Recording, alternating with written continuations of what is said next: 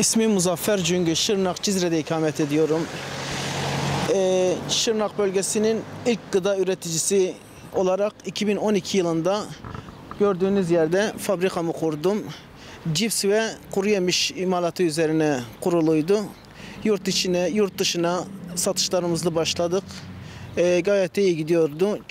Çukur eylemleri başlayınca belli bir süre çalışamaz duruma geldik. Mecburi iş yerimizi kapatmak zorunda kaldık. Ondan sonra çukur eylemleri başlayınca 3 aylık bir sürede sokağa çıkma yasağı olduk. Burayı gördüğünüz yeri gene terk etmek zorunda kaldık çukur eylemleri yüzünden. Geldiğimizde, geri dönüş yaptığımızda fabrikamız, evimizin yıkıldığını gördük. Ortada hiçbir şey kalmamıştı. Yetkililerden mağduriyetim giderileceğine dair sözler verildi. Mağduriyetim giderilmedi bugüne kadar. Çukur eylemlerinden sonra evimize geldiğimizde, iş yerimize geldiğimizde fabrikamızın yıkıldığını gördük. Mağduriyetimizin giderileceğini söyledi yetkililer.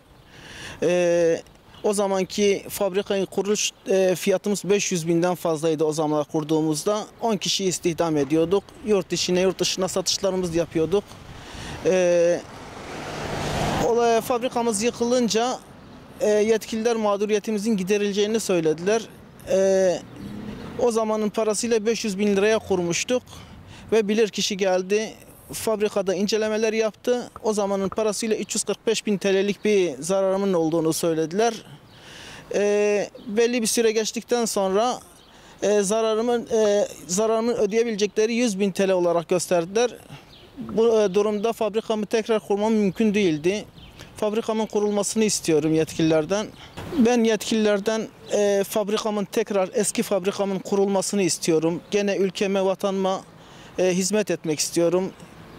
Bölgedeki işsiz sayısı çok fazla. İstihdam yapmak istiyorum bölgemizde. Bölgemize yararlı bir iş insanı olmak istiyorum tekrar.